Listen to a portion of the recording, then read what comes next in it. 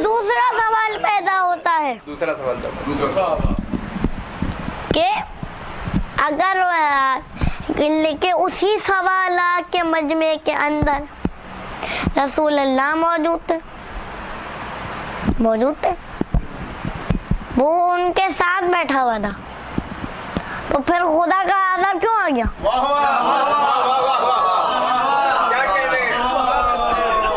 خدا نے اب دوسرا قانون بھی بنا دیا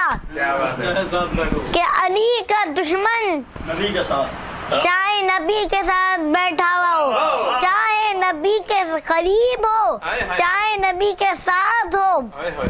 وہ خدا کے عذاب سے نہیں بچ سکتا۔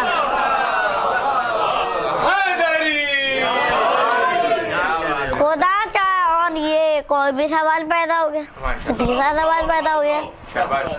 کہ خدا چاہتا تو رسول سے کہتا کہ تم اس کو اسلام سے خارج کر دو، حارث کافر ہے، چاہتا کر سکتا تھا، لیکن اس نے وہ خدا نے مارا ہی کیوں؟ وہ چاہتا قیامت کا انتظار کر سکتا، برزخ کا انتظار کر سکتا، لیکن اس نے فوراً ہی کیوں مار دیا؟ تو خدا کا قانون، یہ تاریخ اٹھا کے دیکھ لیجئے کہ جب خدا کے نبی نے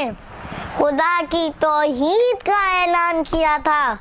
تب اس میں سے ایک بندے نے رسول سے جنگ کر کے، توحید کا انکار کر کے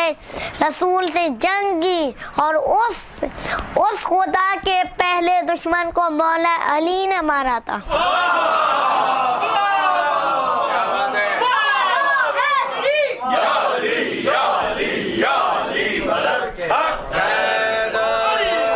اور خدا کا قانون یہ ہے کہ احسان کا بدلہ احسان ہے،